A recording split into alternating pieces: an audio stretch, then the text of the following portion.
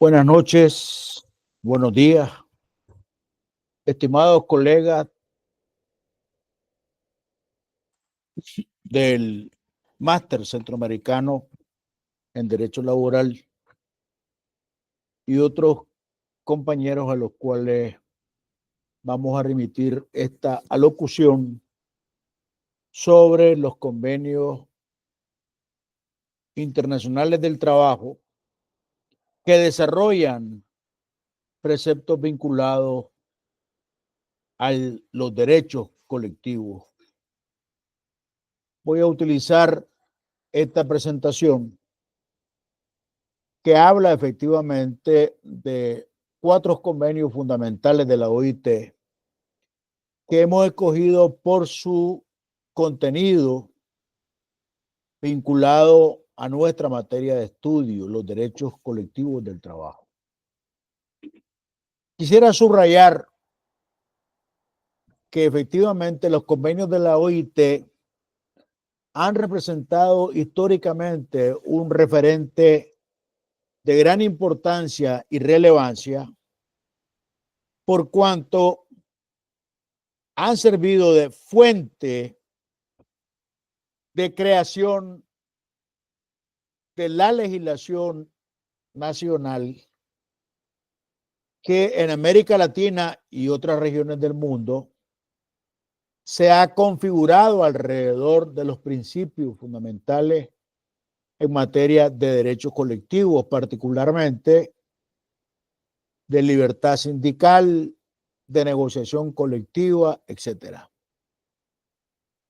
En ese escenario hacemos referencia, por ejemplo, al convenio 87 sobre libertad sindical y protección del derecho de sindicación. El convenio garantiza el derecho de trabajadores y empleadores a formar y afiliarse a organizaciones de su elección sin injerencias externas. Aquí subrayo el elemento de que cuando se habla de libertad sindical no se habla solamente del derecho de trabajadores y sindicatos, sino que también se usa como categoría para el ejercicio de organización de empresarios. El convenio establece que los trabajadores y los empleadores deben de poder ejercer su derecho a sindicarse libremente, sin restricciones indebidas. Este es un elemento que recurrentemente aparece en distintos instrumentos internacionales, es decir, la proscripción de injerencias externas alrededor del ejercicio particular del derecho a organizarse en sindicatos.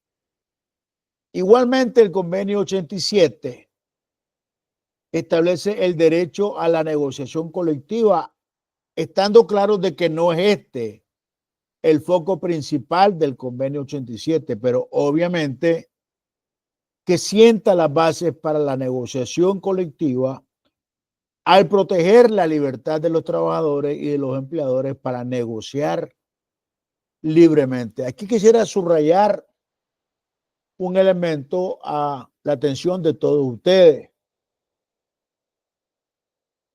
La libertad sindical es una condición de viabilidad para la negociación colectiva y para el ejercicio de la otra institución propia del abanico de derechos colectivos del trabajo, que es la huelga.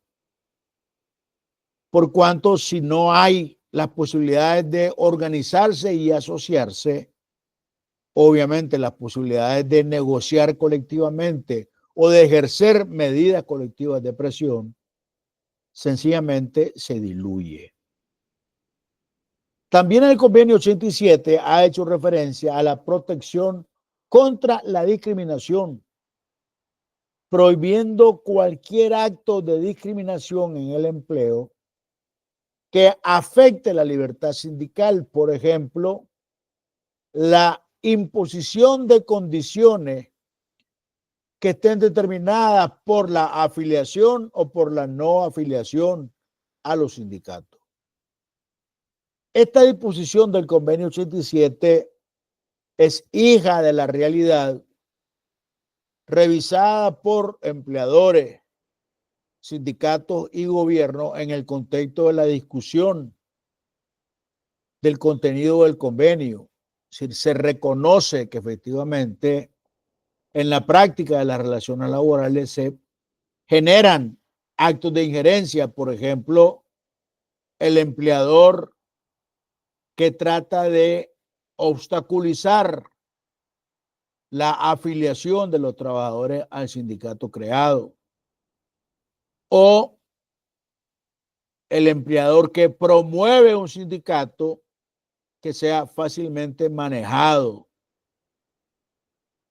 y prácticamente manipulado por la organización empresarial, y entonces propicia que los trabajadores se afilien a su sindicato, entre comillas, en vez de afiliarse a un sindicato independiente. Por eso hablamos, en este caso, de protección contra la discriminación. El otro convenio que es fundamental para entender este abanico es el conocido Convenio 98, que habla particularmente sobre la negociación colectiva, pero que está vinculado evidentemente también al derecho de sindicalización. Este convenio hace énfasis en la protección contra la discriminación, señalando que efectivamente debe haber garantías para que los trabajadores no sean despedidos o perjudicados por su afiliación sindical, incluso fuera de horas de trabajo o con el consentimiento del empleador en materia de participación en actividades sindicales. El otro principio del convenio 98 es la protección contra la injerencia.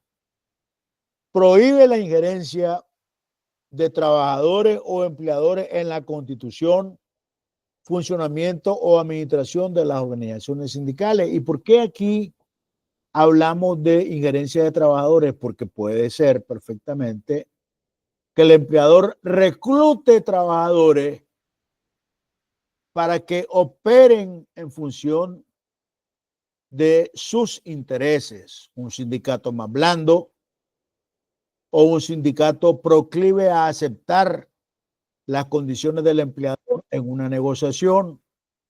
Es decir, un sindicato que no tenga independencia. Y el otro elemento que recoge el convenio 98, obviamente, es el derecho a la negociación colectiva, entendiendo que esta negociación debe ser una negociación de buena fe para alcanzar acuerdos que beneficien a ambas partes. Es muy importante subrayar esta especie de lenguaje neutro que utilizan los convenios de la OIT, entendiendo que no puede utilizar un lenguaje de cobertura unilateral. Se supone que un acuerdo producto de una negociación colectiva debe beneficiar tanto a los trabajadores como al empleador o los empleadores que forman parte de esa negociación. Ambos convenios entonces son pilares fundamentales para la protección de los derechos de los trabajadores y la promoción de relaciones laborales equilibradas. Otro convenio que no podemos dejar de mencionar es el convenio 135 de la OIT, que data de 1971. Los convenios 87 y 98 datan de 1948 y 1949. ¿Qué pretende el convenio 135 de la OIT? Pretende garantizar la protección y facilidades para los representantes de los trabajadores en la empresa. Yo aquí subrayo a su atención el hecho de que estamos hablando de un convenio que evidentemente es el convenio complementario del 87 y del 98. Si proclamamos la libertad de asociarse sindicalmente, pero no le damos garantías y protección a quienes asumen la representación colectiva del sindicato, evidentemente que estaríamos cometiendo una equivocación que raya en la ingenuidad. La práctica nos indica que es importante la garantía y protección para quienes asumen la responsabilidad de representar a los trabajadores de la empresa a través del sindicato. ¿Y contra qué se establece esta protección? Se establece contra los despidos o represalias por su función sindical o cualquier acto que perjudique su desempeño. Es decir, no es suficiente con